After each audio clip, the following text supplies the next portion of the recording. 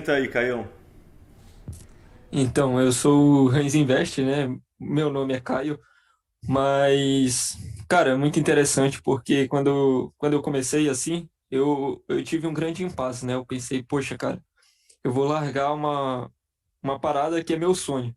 Então, eu tinha um sonho de ser biólogo, de ser pesquisador, eu queria trabalhar com pesquisa, Calma, deixa eu te mas. interromper. Volta desde o começo. Conta, sei lá, no final do. Porque eu lembro que esse colegial, você foi pra Ah, Manaus tá. estudar. Conta, sei lá, todo o que te. Sei lá, toda a parte do garoto estudante sonhador que queria fazer faculdade para as pessoas que estão nesse ponto do processo entenderem como foi o seu processo como um todo. Entendi. Então, eu era um péssimo aluno no ensino fundamental, assim, propriamente dito. Mas com o passar do tempo eu fui me desenvolvendo mas cara, assim, pessoalmente mesmo eu era um péssimo aluno, muito horrível mesmo, eu conversava pra caramba, atrapalhava a aula, atrapalhava os professores e eu era sempre meio que menosprezado na sala, todos os professores falavam assim, o seu filho é horrível, falavam isso pra minha mãe. Teve um professor no primeiro ano do ensino médio de artes, esse cara marcou a minha vida e eu nunca mais vou esquecer ele.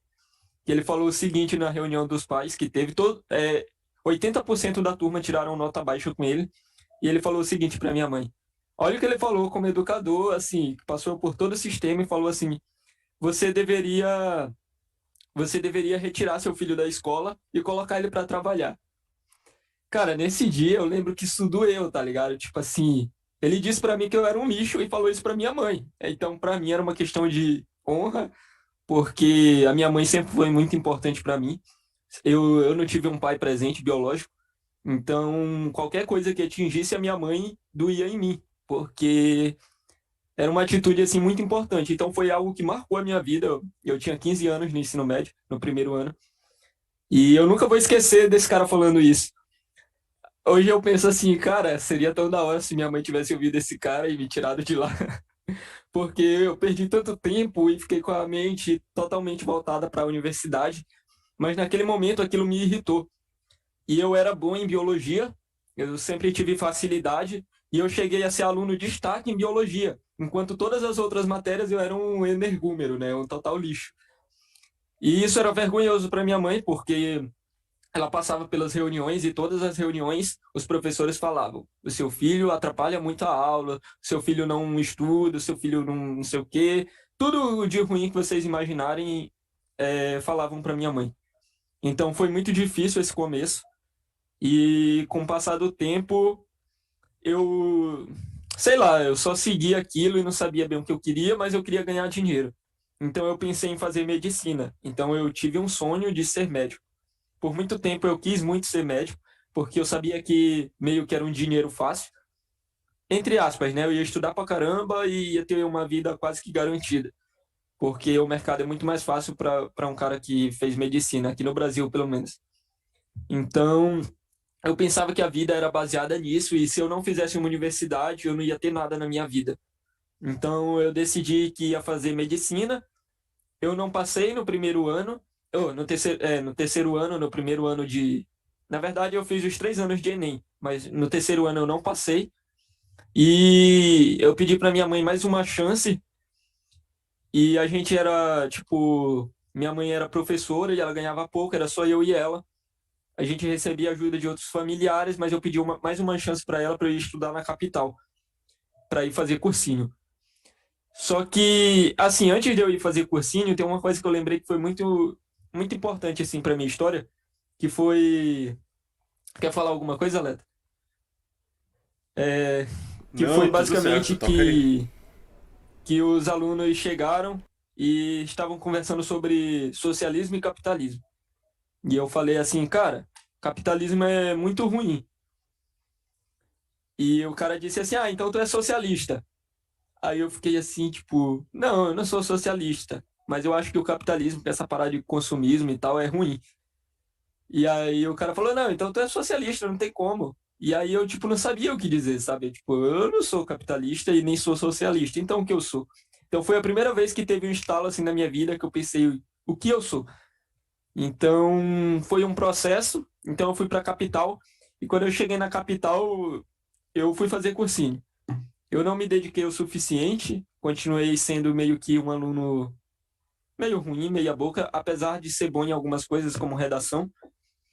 Então eu me desenvolvi em algumas áreas e outras não. E eu pensava que isso era o futuro da minha vida, sabe? E eu pensava, pô, eu preciso passar na universidade. Se eu não passar na faculdade esse ano, a minha vida acabou. E eu ficava morando na casa dos outros de favor, então era difícil, não era nada fácil para mim. E toda aquela pressão de que eu precisava, eu comecei a tomar Rakutan. Então, para quem não sabe, esse remédio é um remédio controlado para espinho e ele mexe muito com todo o teu organismo, inclusive a questão mental. Ele afeta muito, isso inclusive está na bula dele. Então é um remédio muito forte e ele realmente altera o humor, te deixa para baixo e tudo mais. Então me afetou muito pra caramba e eu comecei a passar grandes dificuldades quando eu comecei a morar assim, meio que sozinho, sem a minha mãe, né? Então era muito complicado, a minha mãe mandava o pouco que ela tinha para mim. E tudo isso porque eu precisava fazer faculdade para mudar toda a minha vida. Eu realmente não sabia que existia uma luz no fim do túnel que ninguém nunca me contou. Então eu comecei a conversar com dois caras. Um cara eu considero ele comunista, apesar de que ele seja mais keynesiano, mas para mim essas duas classes são bem parecidas. E eu tinha um outro amigo que era anarcocapitalista. E eles viviam debatendo e nesse momento eu percebi que eu era mais do que burro, porque tudo que eu tentava argumentar, eles olhavam para mim assim com uma cara de, cara, cala tua boca que tu só tá falando porcaria, não faz sentido. E eu percebi isso. E aí eu olhei e falei, cara, é verdade. Eu sou burro. Eu fiquei muito mal por isso. Quer falar alguma coisa, Leto? Não, não, quero falar não. Tô só ouvindo aqui. Mas eu acho E- engraçado que, calma, então deixa eu aproveitar. Que no fundo, o que você tá contando é a história provavelmente de muita gente que tá escutando e é a minha história também. Eu nunca fui um bom aluno. Só que eu acho, por um lado, engraçado, interessante e bom, na verdade, você falar eu sou burro. Porque o primeiro passo para melhorar é você, tipo, sentir a dor, né? Aquela coisa que o Ray Dalio fala, que é dor mais Sim, reflexão igual a progresso.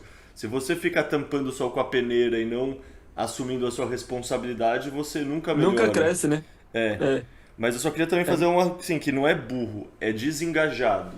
E esse desengajamento que a gente sente, no fundo, é muito mais questão do sistema educacional como ele é estruturado do que qualquer outra coisa. Tipo, não vou entrar nisso agora porque senão dá pra falar, sei lá, dá pra fazer um 2 horas. monólogo sobre isso, mas é aquela coisa, o aluno desengajado muitas vezes é visto como burro e ele só tá entediado e desinteressado Sim, porque tá aprendendo uma coisa merda, assim, uma coisa que não faz sentido nenhum querer ensinar pro a moleque. fórmula de Bhaskara para fazer a questão do Enem. Cara, você tá ligado, eu estudei numa faculdade de ciências exatas, fiz mestrado e doutorado. Adivinha quantas vezes eu usei a fórmula do Bhaskara na vida? Nenhum. Isso prova a utilidade dessa merda, tá ligado? É, Então, e a maioria das coisas são assim, né? A gente sempre lembra da matemática, mas quantas coisas de química eu nunca mais vou usar, de pra que biologia você tem até. que decorar a fórmula da porra dos ácidos, tá E ligado? a tabela periódica que a professora ficava cobrando. Tá maluco? Algoritmos imaginários, tem tanta coisa assim, a gente não aprende coisas que seriam importantes no nosso dia a dia, a gente não aprende a, sei lá, desenvolver autoestima, de se compreender como pessoa, tantas coisinhas assim, mas a gente aprende no detalhe muitas coisas inúteis. Sim. E aí foi nesse processo, sabe? E aí eu vi eles se debatendo no ônibus ou no caminho para a parada. E aí tinha um amigo que ele estava estudando anarcocapitalismo e ele falava assim: Cara, eu aprendi um novo argumento do Hans Hermann Hoppe.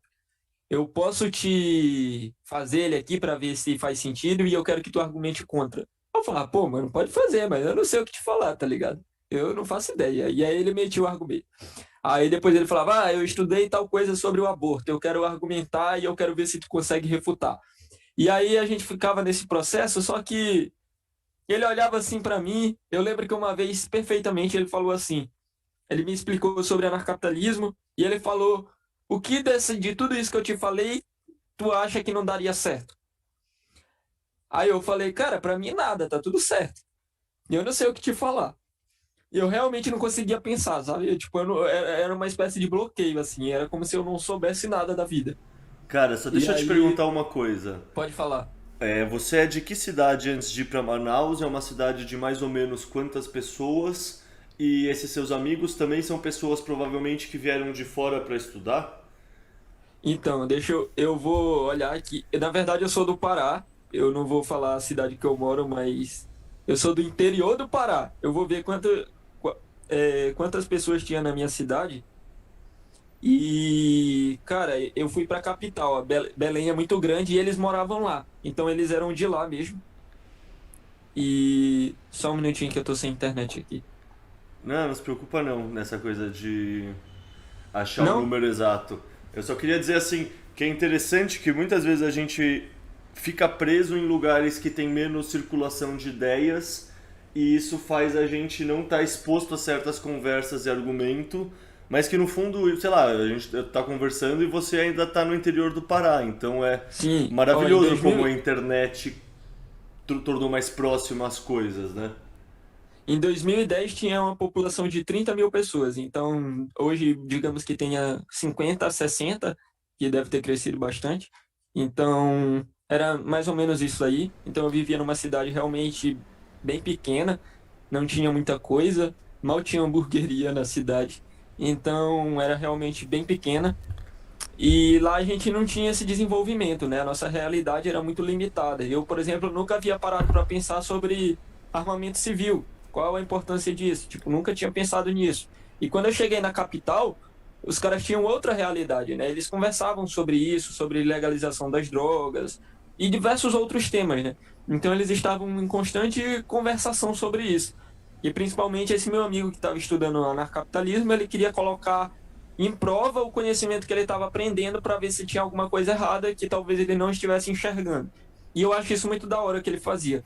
É, é realmente muito interessante e também me ajudou na minha desenvoltura, porque eu não tinha conhecimento, também nunca tinha lido nada, mas eu conseguia pensar por mim mesmo, por mais que fosse limitante. Então ali eu comecei a ter as minhas próprias ideias sobre o que eu achava certo e errado. Depois eu fui aprender sobre ética, sobre moral e todas essas coisas a mais do campo filosófico, né? Então, claro que eu não sou nenhum especialista nessa área, mas eu fui me desenvolvendo a partir disso, eu acredito. E é isso, eu sempre perdia tanto para o comunista e para o capitalista, e isso fazia com que eu me sentisse horrível. Tanto que teve uma vez que eu fiquei realmente numa crise existencial, acho que foi a primeira vez, pelo menos a que me marcou. E eu deitei na cama assim, e eu falei, cara, por que eu nunca parei para estudar isso? Por que eu tô tentando falar sobre uma coisa que eu não sei? E isso não faz sentido para mim. Então eu vou ficar calado agora, vou começar a estudar. Então eu comecei a pesquisar. E aí até que ele falou para mim assim: "Ah, cara, tem dois caras no YouTube. Um eu acho que ele é muito maluco para ti e o outro talvez tu entenda". Aí no caso era o Paulo Cogos e o Rafael Lima. Aí eu falei assim, aí ele falou: "Cara, mas esse maluco, que é o Paulo Cogos, ele disse: "Eu acho que tu não vai entender". Então assiste o Rafael Lima. Eu falei, caraca, pior, né? Não vou entender nada. Então me dá esse Rafael Lima aí, que é mais fácil. Só que eu não curtia muito os vídeos do Rafael Lima, acabei gostando mais do Cogos no final. E assim foi. Eu comecei a estudar por conta própria, pegava os artigos, ia ler, fazia anotações. Inclusive, eu achei a agenda que tinha minhas anotações dos argumentos que eu ia escrevendo. E aí eu fiquei liberal na época. E isso junto Enfim, com o cursinho. isso no cursinho. Eu parei de estudar o cursinho para estudar Filosofia. outras coisas. É, e, e aí eu fui conheci Mises, depois eu conheci. Eu fiquei liberal, né? Eu era fãzaço do Amoedo, aquele candidato à presidência. E eu comecei a gostar bastante do Kim Kataguiri, do Mamãe Falei. E eu curti esses caras aí pra caramba. Até o ponto que eu comecei a ver que tinha muita incoerência, né? E eu comecei estudando, estudando, até que eu caí e comecei a estudar o Rothbard e depois Mises e o Hope, que foi, acho que o que eu menos estudei na vida, assim. Apesar de ser um cara que eu gosto bastante. Mas desses três foi o que eu menos li sobre. E aí, sim. Aí eu passei, na verdade, no meio do ano. A minha mãe falou que eu não estava estudando, falaram isso para ela. Eu passei situações muito difíceis na casa dos outros. Eu morei em duas casas na capital, de favor, e não foi fácil, nenhuma das duas. Eu também estava um pouco problemático, então eu não ajudava muito, então também fui culpado. E, cara, a minha mãe disse que eu teria que voltar para casa. E ela não estava mais morando no interior que a gente morava, era em outro interior. E aí eu fui para lá tinha um cursinho, mas era bem horrível. Eu fui, acho que duas vezes e nunca mais voltei lá, porque não ia servir para mim. É, pelo menos foi isso que eu vi. E aí eu consegui arrumar um emprego e comecei a trabalhar no material de construção. Trabalhava muito, carregava peso demais e foi o meu primeiro emprego assim que eu ganhava um salário. Antes eu só fazia trabalhos assim, eu vendi bombom já limpei caixa d'água, já varri, já capinei quintal, então eu só fazia trabalhos assim mais braçais, mas nunca tinha trabalhado assim e ganhado um salário, era sempre merrecas assim. Então para mim a única coisa que ia mudar a minha vida era a faculdade. E eu passei na faculdade enquanto eu estava trabalhando.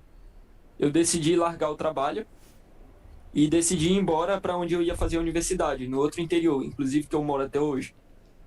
Então eu fui para esse outro interior e cursei bastante tempo de biologia. Antes de eu ir para a faculdade de biologia, quando pequeno, como eu tinha me destacado em biologia, eu havia feito um seminário e eu apresentei um projeto com 15 anos e o doutor lá da bancada curtiu e falou: pô, esse moleque tem futuro. E ele chamou a minha mãe. E eu lembro que foi uma das primeiras vezes que eu orgulhei a minha mãe, porque esses caras não me conheciam e eles falaram: seu filho tem futuro.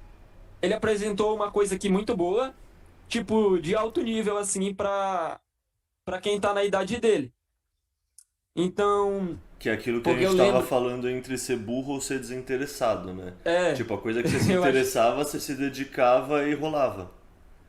exatamente, e era um experimento com peixe, e eu desenvolvi várias coisas, e a galera que era da minha idade, assim, não fez nada, sabe? Eu meio que fiz o projeto sozinho, e eu bolei várias coisas que eu tinha pensado sobre aquilo, e eu coloquei tudo no slide e apresentei pro cara, e o cara era doutor, assim, eu lembro desse cara que ele marcou minha vida, ele é alguém assim que me passou muitos exemplos, mesmo com pouco contato. Ele sentado assim, esse cara já foi reitor, ele era PhD e tudo mais. Então era um cara assim que, não porque ele tinha diploma, mas era um cara muito bem desenvolvido na área dele. Eu acho que tu deve entender isso, né, Leta? Tu deve ter conhecido alguém assim que te passa segurança no que ele tá te falando? Sim, vários. Tipo, tem várias pessoas que têm meio que asco desses diplomas e tem várias pessoas que fazem por Sim, merecer esse asco. Mas também tem muita é, gente boa, tá ligado? Tipo, não dá pra jogar tudo fora só porque tem um bando de sim, babaca no meio. exatamente. Eu lembro que quando era tipo uma presença assim, quando eu tava na presença desse cara, até meu comportamento mudava, porque pra mim ele transparecia tanto respeito que eu sentia a necessidade de ficar quieto, sabe? Tipo, quando eu comecei, então eu fui lá pro laboratório, fiz experiência em Belém, ainda no ensino médio, e eles falaram assim pra mim: Caio, quando tu passar na faculdade, tu me liga, que eu quero que tu faça estágio aqui. E eu falei: fechou. E aí eu fui pra faculdade, quando eu passei na faculdade, eu liguei pra ele. Eu falei: cara, eu passei na faculdade. Ele falou: então corre pra cá, tá disponível? E aí eu falei: tô. E aí eu fui, antes de começar a faculdade, eu ingressei num projeto e dentro de um ano eu consegui fazer a publicação desse projeto com toda a equipe e tudo mais. Eu não fui, o meu nome não foi o primeiro do artigo, mas eu acho que eu estava em terceiro ou segundo, eu não lembro bem. E a gente publicou num artigo de alto impacto. Então, foi numa revista internacional, em inglês, e muito bom. Então, já, cara, tinha gente lá já no mestrado que ia fazer sua primeira publicação. E eu, começando a graduação, já ia ter o meu primeiro artigo e tive, né? Tá lá ainda hoje, no meu currículo, né, teoricamente. E, cara, esse era meu sonho. Depois eu ingressei em mais dois projetos. E foi quando eu comecei a me desanimar mais, porque entrou nessa questão da pandemia. E eu comecei a estudar economia. Eu comecei a estudar Mises. E eu comecei a falar disso no meu Instagram pessoal. Mas as pessoas debochavam de mim. As pessoas riam da minha cara. E isso me deixou triste também, porque eu queria ajudar as pessoas a ver outra coisa que eu nunca tinha visto. E as pessoas estavam debochando da minha cara. Literalmente, as pessoas assim, que, tipo, eu não eram meus amigos, mas, tipo, pessoas que, poxa, eu não precisava rir da minha cara, sabe? Cara, E isso me machucou. mas isso é uma É, coisa que muita gente no começo faz, né? Que é trabalhar com sim. o Instagram pessoal e no fundo os seus amigos não são a persona que você tá falando. É, Eu acho que foi a Maria Fernanda que comentou dia desses no Twitter dela que parece que os amigos não sim. apoiam, mas exatamente, eles não apoiam, eles não são a persona que você tá tentando falar e isso é uma dica para quem tá começando e pensa nisso, tipo, você separar o seu perfil de divulgação do seu perfil pessoal permite que um não polua o outro e o outro não polua um, assim, você E quer não te machuque também. Tem isso, porque também, machuca. também. Eu tô falando da É, parte prática, mas sem dúvida. é. É porque, tipo assim, alguém que tira o teu incentivo, ele fala, ele faz tu se sentir um idiota. Então, quando eu falei sobre os preços estarem sendo congelados e isso ser um lixo, e as pessoas estavam rindo de mim, eu falei, eu nunca mais vou falar sobre isso na minha vida, aqui para essa galera. Esses caras não estão prontos para o que eu quero argumentar. Eu não vou mais me dar esse trabalho e não vou mais passar vergonha. Então foi isso que eu senti. Eu fiquei muito mal mesmo, porque para mim era muito importante aquilo e as pessoas menosprezaram. E isso foi mais uma coisa que marcou a minha vida. E eu decidi parar de falar lá e eu criei um Twitter. Lá no Twitter eu só falava porcaria, mas eu comecei a entrar nessa bolha dos libertários e comecei a ter gente para conversar que entendia o que eu falava sem dizer que eu era um idiota. E eu comecei a ser teoricamente respeitado, coisa que eu não tinha na minha vida, respeito. E eu lembro que, como eu falei, né, eu era um péssimo aluno no ensino médio, mas na faculdade eu era um aluno exemplar até a pandemia. Depois da pandemia eu fiquei um lixo, mas eu decidi que as pessoas não me conheciam, então eu queria ser alguém diferente. Eu queria apresentar para elas um lado que existia em mim mas que eu nunca mostrava para ninguém, porque eu sempre era o Caio, aquele menino que fala muito. Então eu queria acabar com esse legado de ser um idiota para as pessoas e queria deixar um legado de que eu era uma boa pessoa e que eu não era um lixo. Então eu quis mudar isso quando eu entrei na faculdade e eu realmente era respeitado na universidade. Eu comecei a dar mentoria para as pessoas. No ensino médio, a minha pior matéria era química, e na faculdade foi uma das matérias que eu mais me saí bem, de tanto que eu dediquei para dizer, tipo, eu consigo, tá ligado? Ninguém vai dizer para mim que eu não consigo. E eu comecei a dar mentoria de química, sendo que eu era horrível em química. Mas eu fiquei bom porque eu disse, eu não posso ser ruim, eu não posso aceitar que eu sou esse cara que todo mundo fala, e eu acho que eu tenho mais a oferecer do que todo mundo acredita.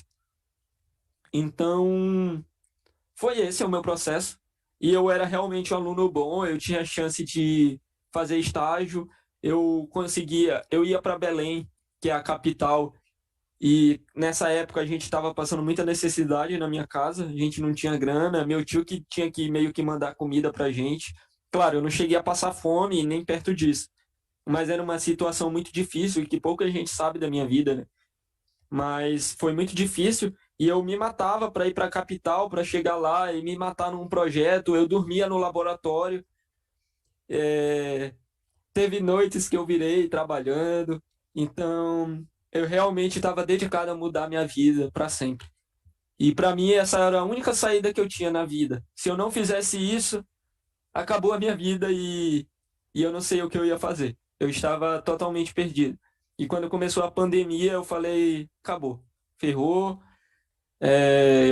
eu não estou engajado nisso, eu não estou aprendendo, eu não suporto essas aulas, eu prefiro ficar no Twitter conversando, jogando.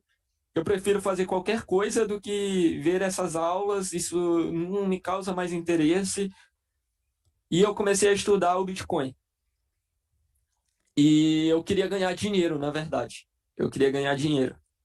E aí eu falei pra. Mas, cara, Tu quer, só um pode. comentário. Isso já são, sei lá, uns 3 anos desde o cursinho, uma coisa assim.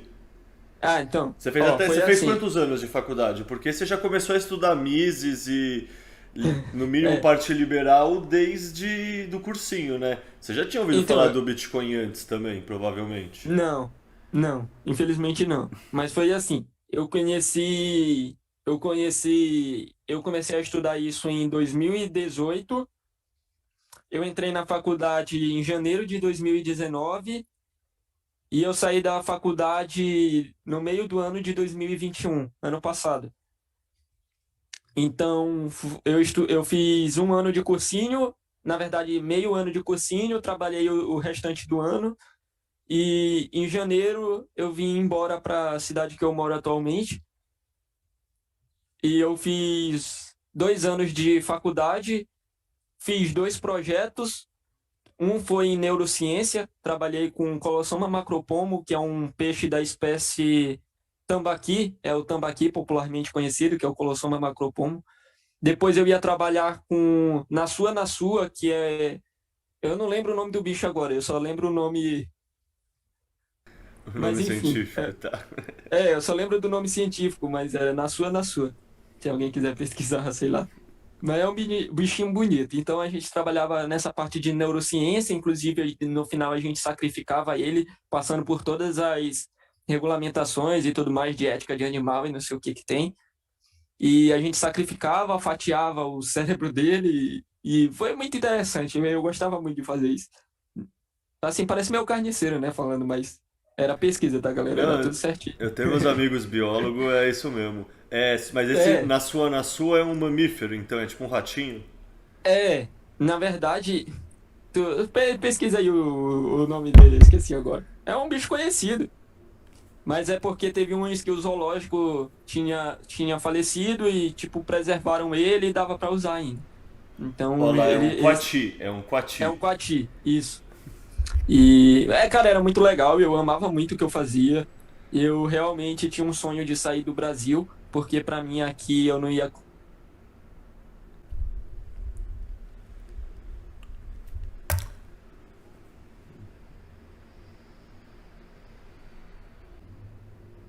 E hoje é totalmente diferente, né? Ô Eu tava até Hans, conversando esses dias, um cara tava conversando ô comigo Hans, lá. Pode falar. travou você quando você falou que tava com um sonho de sair pro Brasil. Então, retoma daí. Tá me escutando? Ah, tô. Tá, que você falou que você tava estudando, você tinha um sonho de sair do Brasil. Isso. Eu tinha um sonho de sair do Brasil, porque pra mim eu não ia ter futuro aqui no Brasil e lá eu ia conseguir me desenvolver. E nesse mesmo período, eu conheci a minha namorada, né? Enquanto eu fazia pesquisa lá em Belém. E eu comecei a sair com ela. E nessa época era muito difícil, porque eu mal tinha grana e eu mal tinha dinheiro para pagar um sorvete. Então eu lembro até que eu fui de ônibus. O nosso primeiro encontro foi no Bosque. E foi muito importante para mim conseguir também uma namorada. Eu acho que namorar com a Carol mudou a minha vida, mudou a minha perspectiva para o futuro. E isso continua até hoje, é incrível. É incrível como o meu namoro com ela é tão produtivo a ponto de eu sempre querer melhorar pelo nosso relacionamento e pensar mais no longo prazo.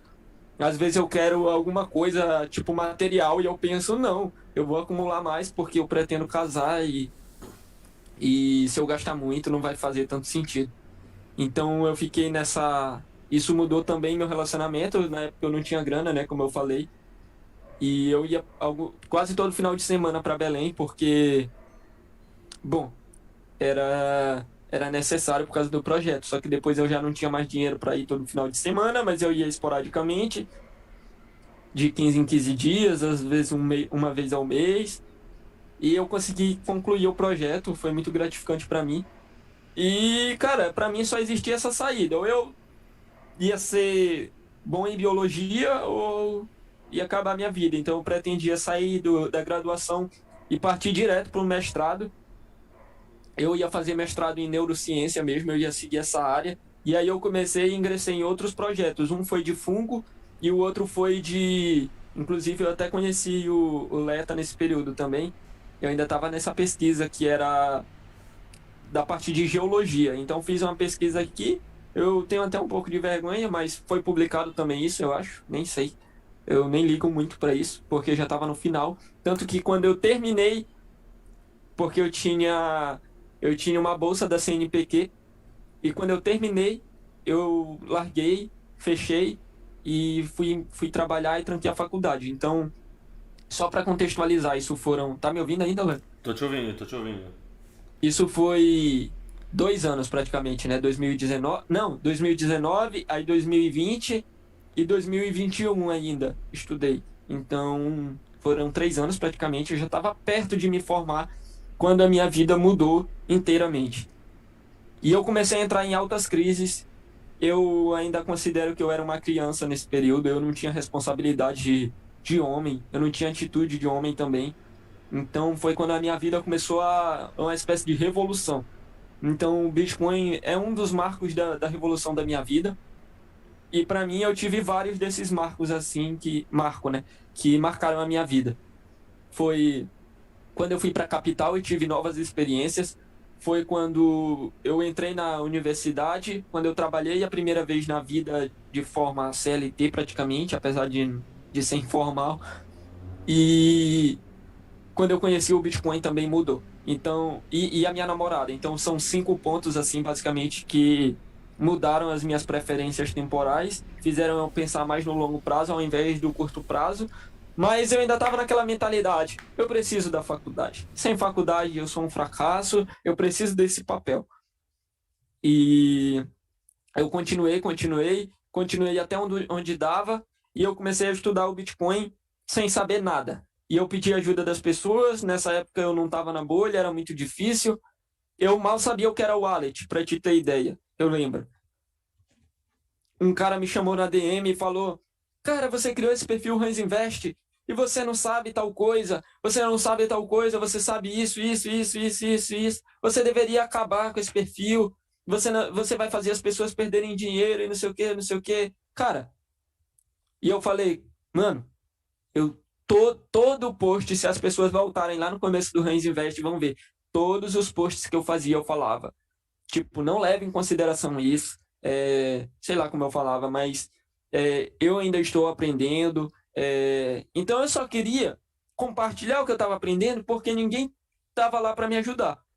Então eu queria ser alguém que não existia ali, sabe? Eu não conhecia os bitcoinheiros nem ninguém. Então eu tive que me virar sozinho a conseguir. O Coreia foi um cara que me ajudou muito no processo. O Ojeda mais tarde também. Mas assim, no começo era eu não conhecia ninguém. Então eu só me virava para aprender, eu nem sabia. Eu não sei porque eu demorei tanto a ir pro YouTube também. É uma ótima fonte de aprendizado. Você começou E estudando aonde? Porque assim, eu sempre começo a estudar algo pelo YouTube. então eu não sei porque eu não fui pro YouTube. Eu Você ficava pegando procurava as no coisas. Twitter os conteúdos? Aonde? Não, também, mas na verdade eu não estava ainda na bolha, né? Então eu ficava pesquisando no Google, assim, primeiro, tipo, o que é o Bitcoin, depois o que é a Nano, o que é tal coisa, quais os seus fundamentos monetários. Foi a primeira coisa que eu fui estudar. Pelo, E para mim eu pelo foquei, Google mesmo. lendo os artigos e tal, e eu foquei muito na parte de economia austríaca com criptomoeda, né? Então eu ficava tentando analisar como aquilo era uma boa moeda perante os fundamentos, sabe? Não, boto fé, boto fé. É E que aí foi um caminho um pouco diferente o meu, mas a real mesmo era que eu queria fazer muita grana. E aí eu fiquei estudando isso, estudando, e eu fui desenvolvendo, depois eu fui aprendendo sobre carteira, eu fui estudando mais economia, inclusive algo que eu quero dar foco esse ano de 2022. E, cara, foi muito difícil mesmo, e aí o meu sócio, o Vinícius, me mandou uma mensagem assim: Cara, eu tô pensando em ir embora para Portugal, tu não quer ir comigo e tal? Eu tô cansado dessa minha faculdade e eu vou embora, cara. Aqui no Brasil não tem nada para mim e tal, não sei o quê. Eu vou procurar um trampo lá, eu vou recomeçar minha vida, alguma coisa assim. E eu falei, mano, eu vi uma oportunidade aqui. Eu criei uma página aqui no Twitter, Rins Invest, e eu falo sobre criptomoeda, investimento. Aí ele falou, sério, eu estudo ações. Aí eu falei, cara, que da hora. por que tu não monta o perfil comigo? E aí tu vai falar de ações, eu vou falar de criptomoedas e a gente vai trampar junto e tal, e a gente vai crescer e tu não precisa ir embora para Portugal, mano. E aí ele falou, verdade, tá aí. E aí ele aceitou e a gente começou o perfil no Instagram. Enquanto isso, as pessoas continuavam dizendo para eu parar, porque eles diziam que eu ia ensinar alguma coisa errada, e eu pensava assim, eu vou perder dinheiro, você vai fazer as pessoas perderem dinheiro, e eu tava super preocupado. Será que eu vou fazer as pessoas perder dinheiro? Mas, cara, eu vou te falar que essa preocupação é uma das coisas que eu sentia também, tá ligado? E acho que é o que faz a gente se forçar a fazer o melhor trabalho de pesquisa possível. Se não fosse justamente essa preocupação, É o verdade. aprendizado seria muito menor, tá ligado? Você não ia se cobrar aprender tanto. Sim. E aí, depois disso, a gente começou, e aí eu comecei na linha de mais maximalista, né? E aí eu falei, mano, eu não quero falar de ações não, esse bagulho aí é perda variável, e, e eu não quero mais falar. E aí a gente começou a discutir, eu era meio chato com ele, e ele falava assim, por que tu não fala logo o que tu quer? E eu não falava, porque eu não tinha coragem de dizer, mano, eu não vou mais falar disso. E não era ele que colocava o rosto, então tava doendo meu coração. Para mim, eu tava fazendo as pessoas ir perder dinheiro mesmo na renda variável, de ações e tudo mais. E eu entendo que alguém possa eventualmente fazer lucro, mas isso tem sido bem complicado. Qualquer pessoa que trampa com ações, fundos imobiliários, está vendo essa realidade aqui no Brasil, a não ser que seja pelo menos de exterior. Então, então tá sendo bem difícil. E eu falei para ele, mano, não dá mais para mim. E eu só consigo falar disso. Ele falou, então tá. Quando ele falou, então tá, eu falei, como assim? Então tá. Tipo, tu vai aceitar de boa? E ele realmente aceitou. E a gente começou a nova fase do Range Invest. A gente começou a falar só de Bitcoin. Você já Só tinha, Bitcoin. você tinha orelha de É. pilado ele já, né? E não tanto, ele não concorda tanto ainda comigo, assim, a ponto de ser, eu sou maximalista. Mas ele olha assim e fala, cara, tu topa fazer live com tal pessoa, mas esse aqui é muito shitcoinheiro, tu não acha? Aí eu acho graça, né? Aí eu falo, mano, mas é isso aí. Aí outro dia teve um cara, mano, que comprou uma moeda, ele me mandou e falou, olha o que esse cara tá fazendo. Aí eu só acho graça, porque meio que ele já tá compatível, assim, mais com o Bitcoin. Apesar de que é aquilo, né? Existe também outros olhos, sei lá, além, que desde que você pelo menos saiba que existe um tempo para você ficar em cada coisa. Então, se você é tão bom assim a esse ponto, né? Eu não acredito muito nessa visão, mas eu acho que existe esse outro lado da moeda. E voltando, né? Então a gente ficou nisso até que a gente conseguiu a nossa primeira fonte de renda, R$ 1.200.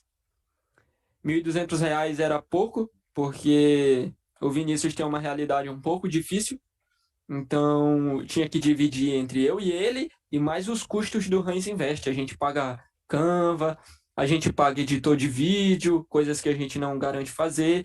Então era difícil, sobrava pouca grana assim no fim do mês, 300 e poucos reais, 400 e poucos para cada um. Então teve meses que sobraram mais e eu comecei a escrever. Eu escrevi 2 artigos de graça. Poucas pessoas leram esses artigos, porque foi num blog bem de um amigo assim. E eles foram bem ruins até, eu acho. E o terceiro foi para Livecoins. E o artigo da Livecoins meio que me deu um impulso para mudar a minha vida, porque eu consegui a minha primeira grana na internet assim, sozinho. Sozinho mesmo. Tipo, eu fiz e tipo, me ajudaram e tal, mas eu fiz aquele artigo, eu consegui vender ele e, tipo, eu olhei assim e falei, cara, eu consegui, tipo, a primeira vez fazer alguma coisa sozinho. Eu não precisei de, eu tive ajudas e tudo mais, minha namorada corrigiu pra mim. Na época, a Madu que me deu o tema pra fazer. Então, eu tive ajuda, sim, mas foi algo que eu desenvolvi sozinho. Então, pô, era mérito meu e eu fiquei muito feliz com isso e foi uma grana boa. E aí eu falei, cara, que linda oportunidade, eu vou continuar nisso. E eu queria ter continuado escrevendo para a Livecoins. Só que eu recebi uma proposta. E aí o cara falou assim para mim, cara, é, tu pode fazer uma reunião, tô precisando de um cara para escrever conteúdo para mim e tal, não sei o que, não sei o que. Me indicaram tu. E aí eu falei, pô, é, só que falaram para mim que esse cara ia querer que fosse voluntário.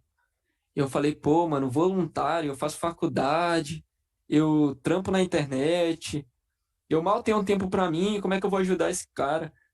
E aí eu falei assim pra mim, pô, se esse cara me der R$ 100 por semana, eu topo trabalhar com ele, ajudar ele, porque eu sei o quanto difícil é produzir conteúdo.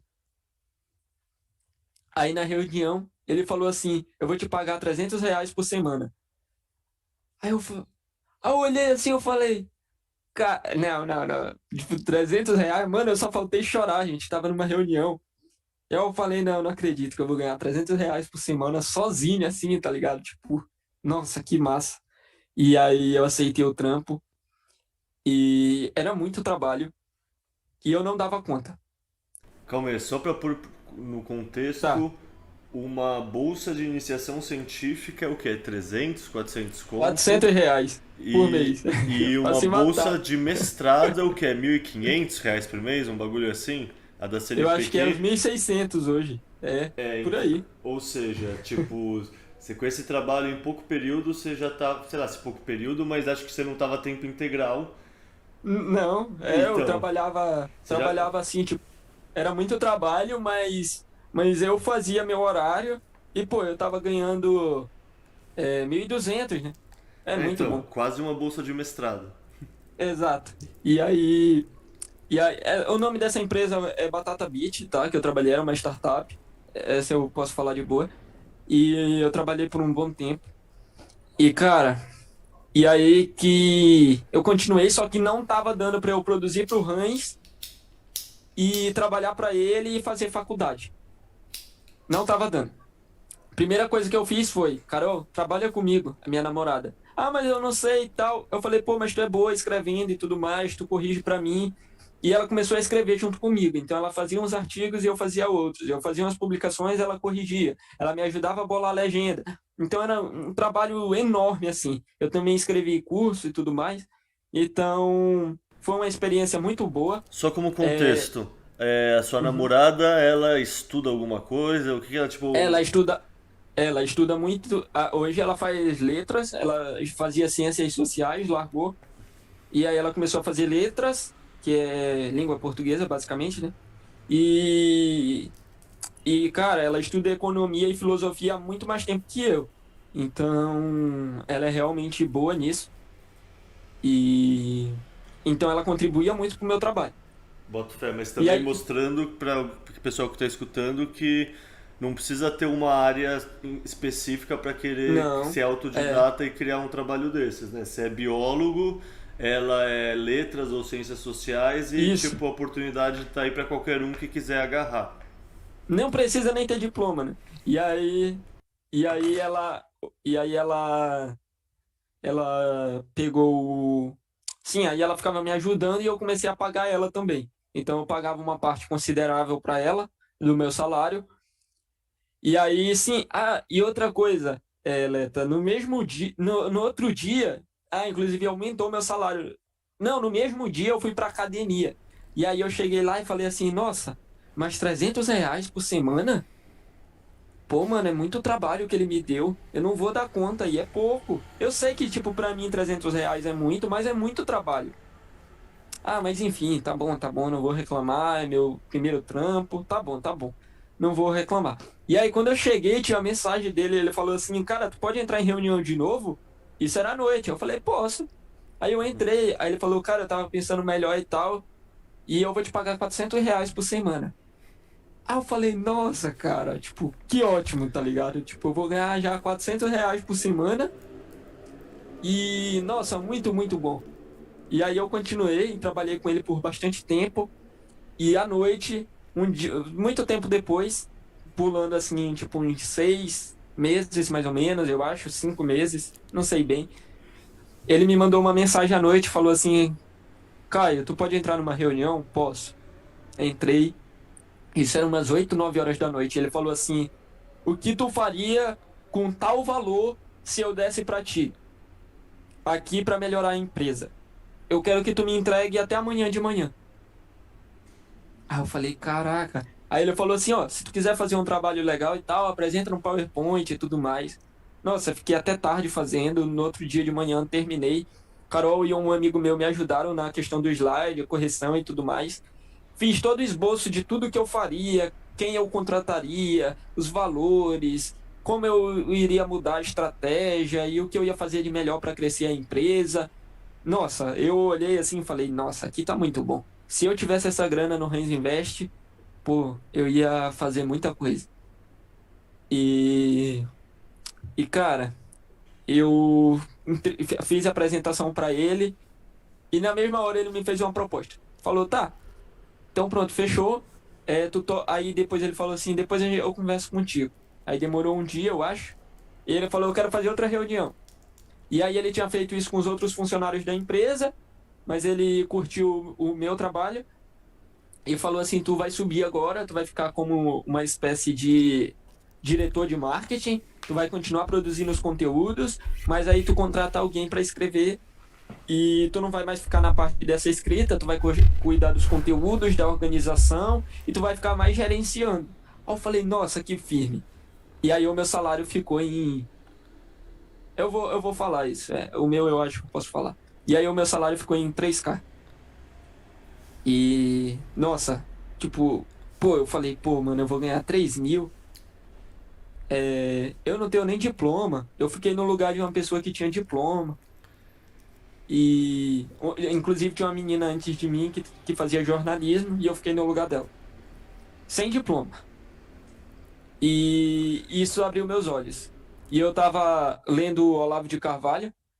E lá no livro Jardim das Aflições, na página 7, 8, por aí assim, tem uma citação de uma revista em que fala que.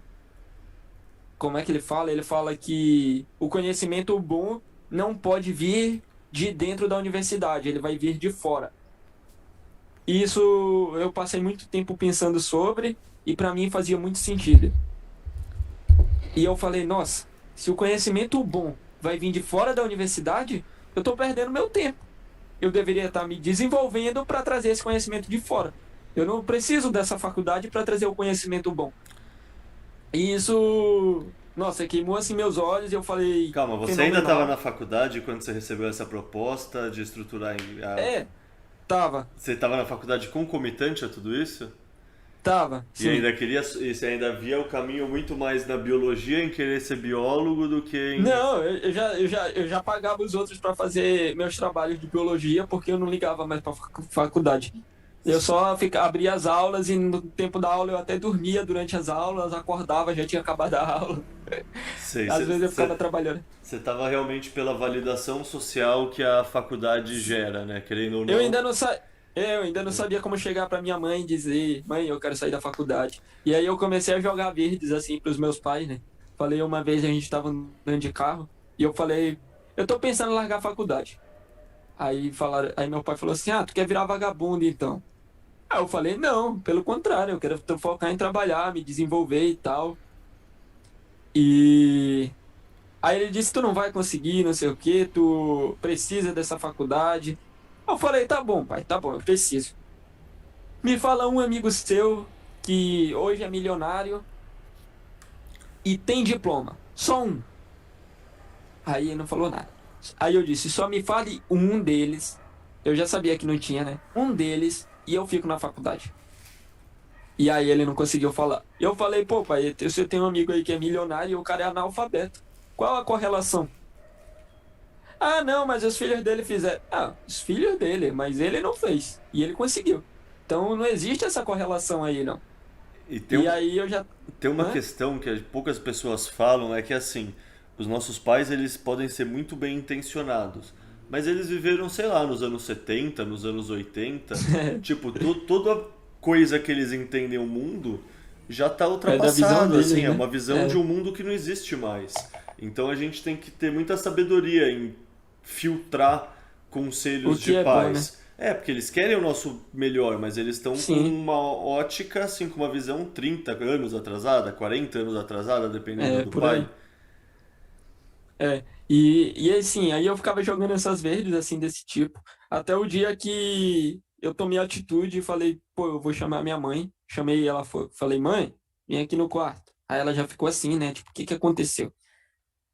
Aí eu chamei, aí a gente sentou aqui na cama e eu falei assim, eu quero sair da faculdade.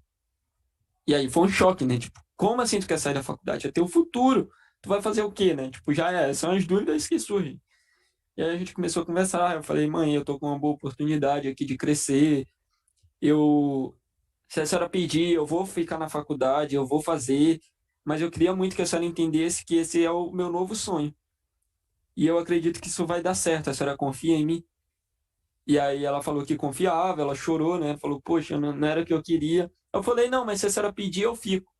Ela falou, então eu quero que fique. Aí eu falei, pô, mas a senhora não pode deixar eu acreditar em mim assim e dizer, tipo, me dá um prazo, sabe? Aí eu falei pra ela, me dá um ano, eu vou trancar. E se em um ano tudo que eu sonhei deu errado, eu volto pra faculdade e termino ela. Vai ser só um ano a mais. Eu só preciso de um ano, me deu um ano. E ela aceitou, mesmo ficando triste e tal. Também nunca me colocou pra trás, sempre me ajudou. Eu sei que foi muito difícil para ela, porque para ela isso ia dar errado. Eu sei que ela sentia isso, mas ela ainda assim confiou em mim. Então isso para mim foi muito importante. Também ficou aquela pressão de eu preciso fazer isso dar certo, porque se isso não der certo, eu vou deixar minha mãe triste, eu vou falhar no meu sonho. E aí eu tuitei, eu vou vencer, pode cobrar. E isso virou a minha marca. Eu precisava vencer, eu precisava conseguir conquistar o que ninguém acreditava que eu ia conseguir. Eu era só um garoto saindo da faculdade, literalmente só um garoto.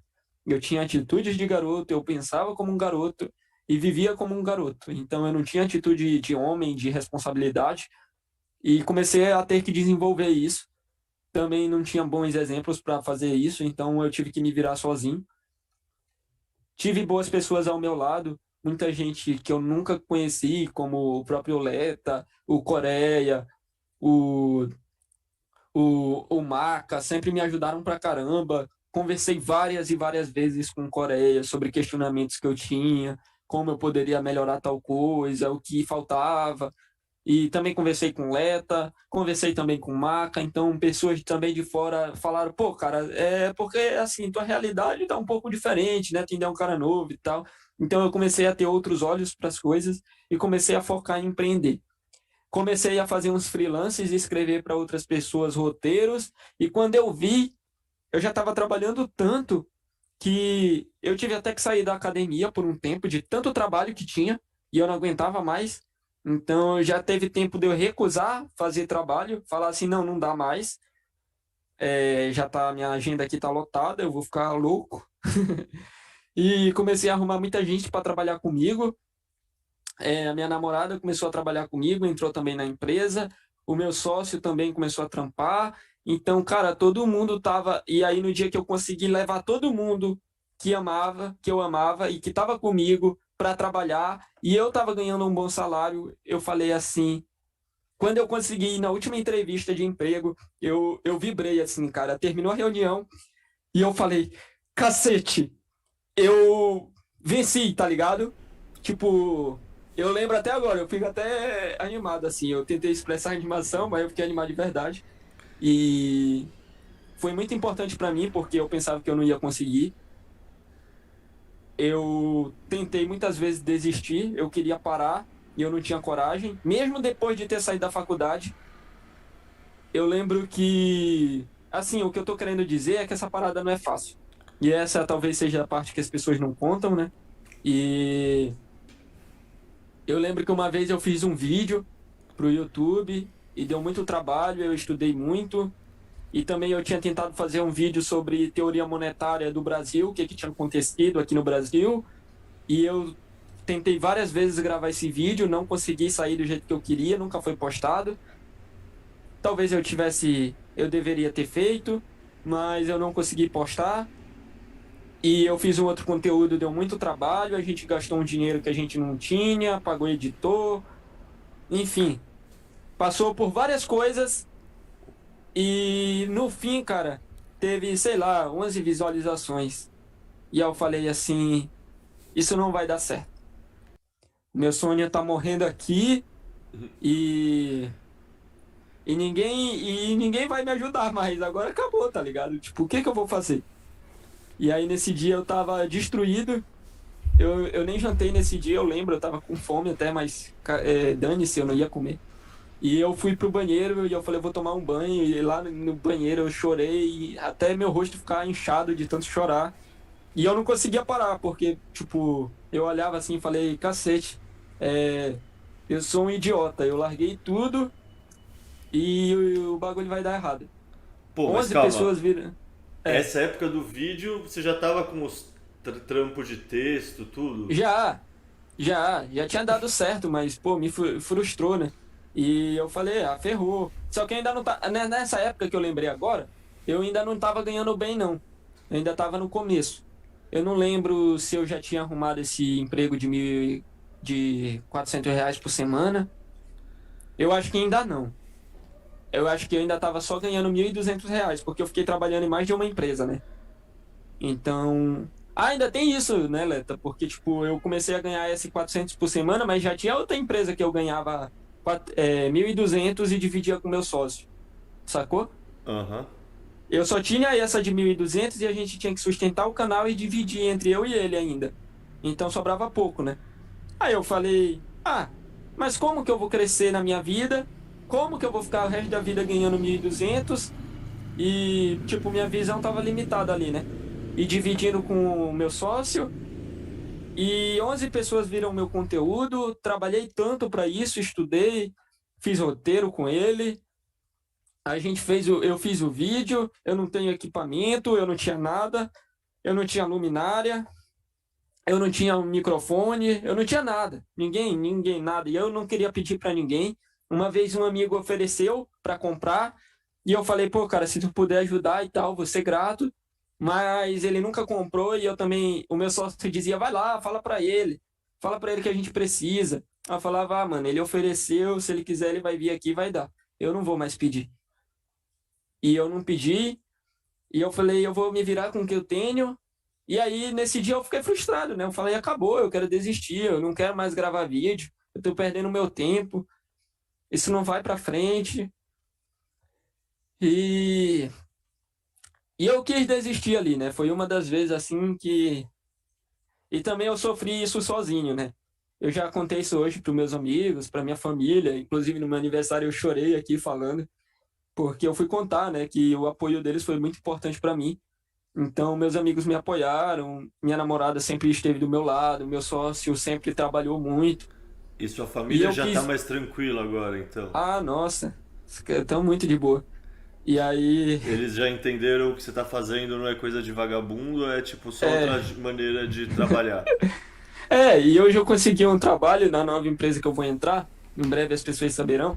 Mas eu consegui um novo trabalho, eu vou ganhar bem e isso confortou a minha família também, porque agora eles viram que eu vou trabalhar mesmo, né? Viram que eu vou ser meio que CLT, então eles já entenderam que não estou brincando, que eu realmente trabalho sério. E para ele já tá muito ok. Ele nem lembra mais, acho que da faculdade. Se lembra, eu não sei, mas nunca perguntei. Mas acho que não. E eu não pretendo nunca mais voltar. Ainda é muito difícil produzir conteúdo, porque às vezes a gente produz uma coisa e não dá certo, mas eu aprendi que isso é como a volatilidade do Bitcoin. Uma hora você está no topo, outra hora você está em baixa. E você tem que aprender a lidar com a volatilidade da vida também, não só a volatilidade do investimento. Isso foi algo que mudou a minha vida, a minha percepção sobre as coisas, e eu aprendi a ter um pouco mais de paciência sobre tudo. Às vezes um conteúdo não dá engajamento, às vezes eu vejo o que eu falo e as pessoas não me escutam, eu vejo que eu sou o tempo todo criticado. Esses dias, cara, faltou, sei lá, às vezes falta, sei lá, um ponto num post, a pessoa vai lá e fica horas enchendo a minha paciência. Às vezes os caras faz hate no Twitter de graça. E cada dia mais eu tenho aprendido a lidar com isso. Não é nada fácil essa vida assim de internet. Também é um conhecimento difícil de adquirir, não vou falar que é fácil, mas o que eu aprendi mesmo é que a constância e paciência são dois fatores que mudam a vida de qualquer pessoa. Então, se você se dedica em ser bom em algo, é impossível que isso não dê certo. Ah, Hans, tu tá falando que o teu trabalho pode nunca mais dar errado? Não, pode dar errado. Mas eu tenho outra coisa pra fazer, cara.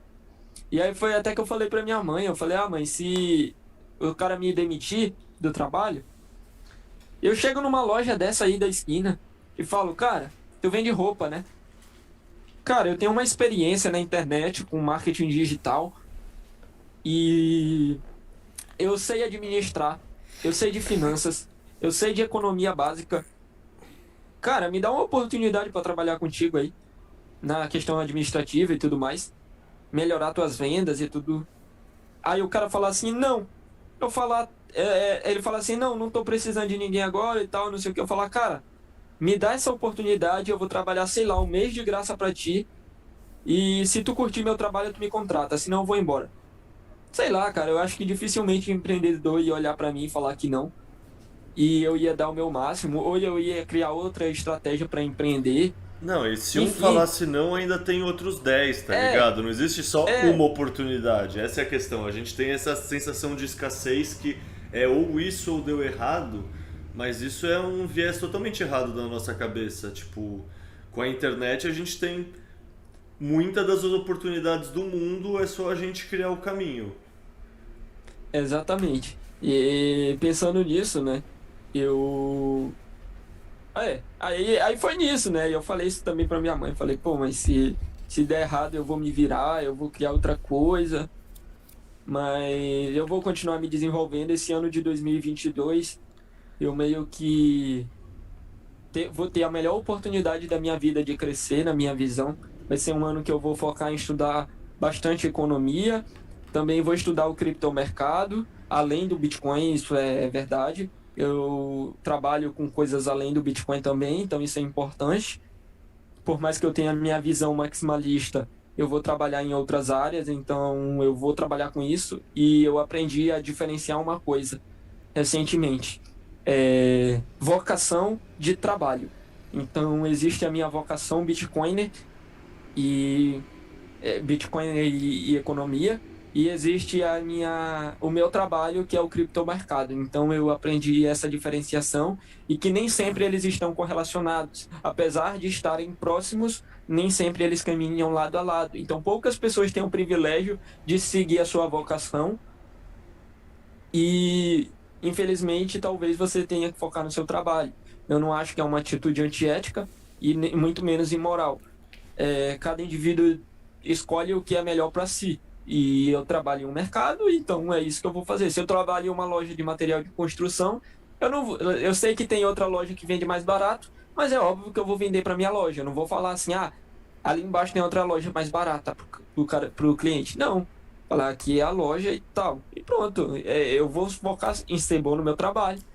E eu quero me desenvolver muito esse ano. Eu vou ter muita oportunidade, por causa que meu tempo vai vai ser mais flexível e eu não vou precisar mais trabalhar em 5 empregos como eu já cheguei a trabalhar. Então, depois que eu larguei a faculdade, eu cheguei a ter 5 empregos. Eu não falei todos eles, mas eu trabalhei muito a ponto de ter que sair até da academia, dormir pouco, comer mal. E ninguém sabe o tão duro que eu dei pra, tipo, chegar até aqui, né? Então, eu acho que só minha namorada mesmo que soube. Então foi muito difícil, sabe? Mas assim, eu consegui. O que eu aprendi sobre tudo isso é que o trabalho duro conquista portas que você nunca imaginou. Boto fé. Só deixa eu fazer um comentário voltando. Cara, Pode. não sei, por exemplo, as meninas da Uzi Cripto. O negócio chama cripto, elas falam de outros ativos. Sim, Mas elas fazem um trabalho totalmente íntegro, assim. Eu acho que tem muito também a questão do que você comunica, e, sabe? Tipo, como você comunica, sabe? Você tá comunicando, levando as pessoas a entenderem uma coisa errada ou você tá dando informações? Porque você tá dando informações, não. é, Sabe? A pessoa vai procurar informações de qualquer jeito E querendo ou não, o mercado Bitcoin only ainda é muito pequeno. É E verdade. Poucos empreendimentos, né, cara, também.